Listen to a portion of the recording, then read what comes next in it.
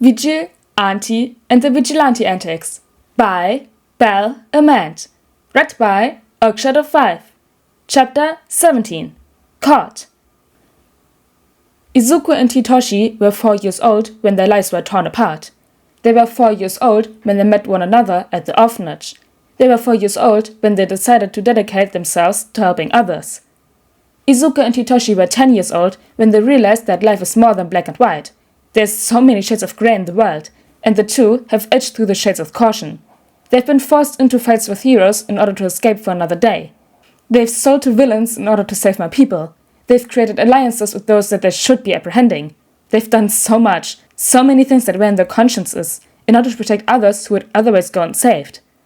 Izuku and Hitoshi were 15 years old when they went a step further, promising a wheelchair-bound man with machinery on his face and evil in his heart that they'd help him more than they'd ever helped any villains before. And they were 15 years old when they did it out of selfishness. Izuku and Hitoshi are 15 years old as they lay on their bed, staring at the ceiling. Months have passed since they agreed to help the man, since they chose to plunge themselves deeper into their guild, since they started collecting materials to build a body. The world outside is cold, the February air forcing most to stay inside, especially now that the sun is set. Is it worth it? Izuku asks, not for the first time. He keeps his green eyes locked on the ceiling, always afraid to see what Hitoshi's expression is whenever he asks. Izu? Hitoshi starts, just as he always does. It's your mother. It's been over a decade, Izuku protests, oh, so weakly. I should move on. I shouldn't be like this. She's your mother. It's not surprising that you want her back, Hitoshi says, and Izuku feels a hand reach out and touch his shoulder. She loves you, Izu, and you love her.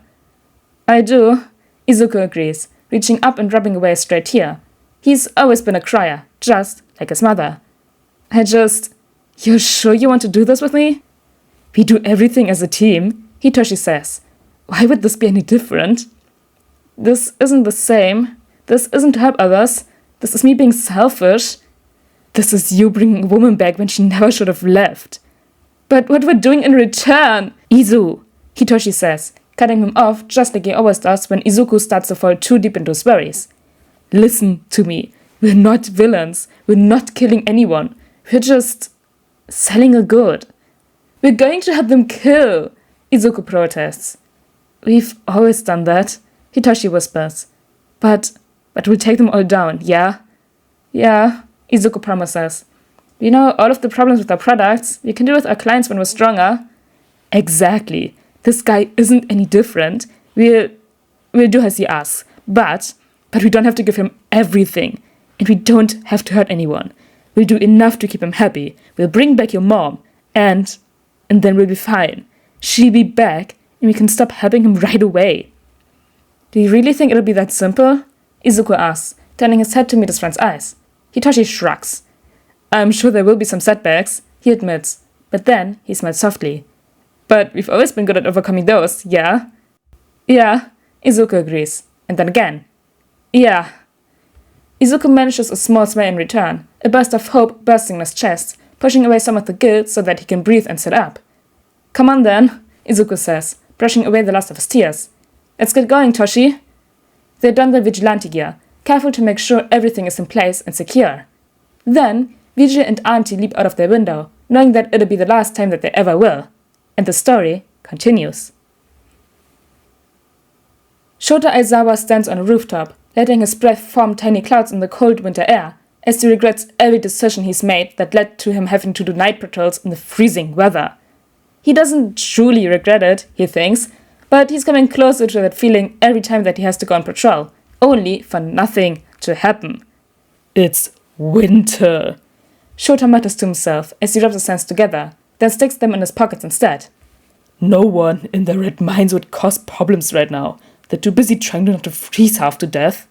So, of course, his ranting is cut off by the two vigilantes who don't seem to ever be in their right minds. Vigil and Ante, who are currently darting along the rooftops. Of course. Well, Shota mumbles, activating his capture gear and shifting his stance. At least I'll warm up some.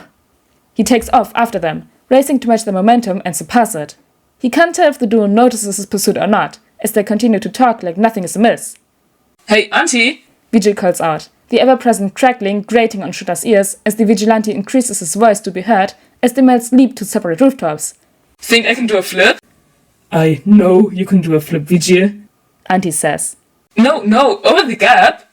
Why the hell? Shota forces his thoughts to stop, pushing himself to speed up even more. I'm sure you could. Ante says, in a voice that almost sounds placating. But why do you want to do it? To show off our fan, of course. And then, as he leaps over the roof, Vigil does a flip, waving to Shota when he's upside down. Hey, Eraserhead. Shota scowls, standing his capture weapon reeling out at the man. Vigil dodges, which isn't surprising, but still annoying either way. No, that's not very nice. His voice fizzles, and Shota has out of breath. Wasn't trying to be. Shota responds. Hey, that's not very nice either. Aren't you supposed to be a hero? Vigil asks, and Shota lets out a swear as Vigil pulls on his own capture weapon, using it to swing out of the way. You know, you seem like a really cool guy when you're not trained catchers and all.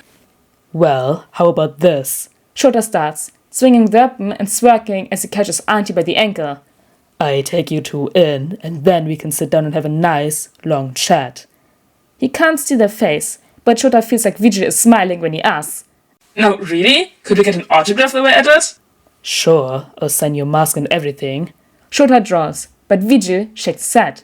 No, St. Auntie's. He's the bigger fan. Really? He asks, unsure if it's to the revelation or the fact that Ante has managed to sneak out of his hold, but the vigilantes just shrug and continue to flee. The duo gets a few rooftops away before Shota manages to land another hold on Vigil, spanking the vigilante by the arm. Hey, wait, that's not cool. Vigil complains, tugging his arm. But to answer your question, yeah, really, you're really cool, Eraserhead. I'm not saying otherwise. Like, you essentially fight quirkless half the time, which is really inspiring and one of the most amazing things ever. In a fighting style was really hard to copy. You copied my fighting style. Shota interrupts. Well, yeah, took us a while to figure out how to use these things. I think we have a hang on them now. As if proving his point, Vigil lashes out with his capture weapon, sending it flying at Shota. He dodges, but that causes his on gear to slacken. Vigil rips his arm free, then jumps over Shota's next attempt. But anyways, you're cool, but have you seen... Oh, great, here it comes. Ante cuts off, and Shota twitches an eye when realizes the second vigilante is just resting against the chimney, calm as can be. Present, Mike? Vigil finishes, throwing his arms into the air. That man is an icon. But you've met him by now, haven't you? Vigil tilts his head, then leads backward as Shota advances. Yeah, I know you guys have been in battles together. Isn't he cool? Is this really the time to be asking this? Shota asks. I mean, when else do I get the chance? Vigil returns cheekily, then pauses. Wait, have you met All Might? Shota blinks at the still figure. And then he sends his capture gear flying in frustration. It wraps around Vigil's upper torso, the man not even noticing as he asks. Have you fought with him? He's really cool. Oh, wait, have you fought with President Mike and All Might? That'd be the best. Vigil, Ante says, standing up. you're stuck. Vigil pauses as Shota comes closer, then begins to squirm. With every step that Shota takes, the struggling gets worse and worse. Auntie? Vigil starts, the crackling failing to hide his worry. He's worried. Did you remember your knife? I think I left mine behind. A knife? That's how he got out? You forgot your knife. Ante says slowly, then pats at his own outfit. Ah, shit. Fuck. Vigil responds, then looks up to Shota. Now, only a few feet away, Shota can see the pleading look in his eyes. Hey, Eraser, buddy. Mind giving us a get out of jail free card? Shota says nothing, tying up the loose ends of his capture weapon before pulling out another reel. Silently, he turns to Ante and activates the weapon. Ante doesn't even move when Shota moves to subdue him, the cloth binding him and rendering him immobile. Maybe he's in shock? Shota thinks, but he doesn't really feel like waiting around for the shock to pass. That might be enough time for them to find a way out of the binds. No. Instead, Shota pulls out his phone, quickly hitting the detective's number. On the second ring, Tsukauchi picks up. Hey, are you in right now? He asks, still not quite believing his eyes as he stares at the tail of vigilantes.